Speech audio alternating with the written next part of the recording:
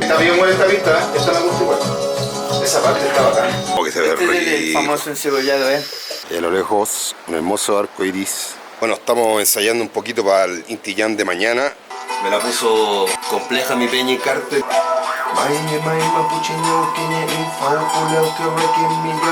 Tuvimos unos días enfermos acá. Ahí nos vienen los cambios. Bacán, bacán. Novoa fue el que salió, ¿no? El presidente que no muchos quieren. Buena, buena, bueno. Que acá en Otavalo se aplica la justicia indígena, ¿no? Sí. Uy, ¿qué pasa con este gallo? $2. ¿Un ramo de eso? Sí. Estamos a pocos kilómetros de llegar a Otavalo. Ese es el volcán Imbabura.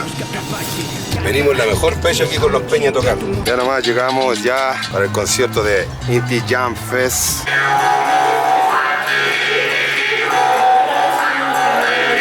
Estamos haciendo una pequeña prueba de sonido. Se va para Chile. Mari, Mari. ¿Qué tal? ¿Cómo les va? Es destilado de caña con macerado de cítricos.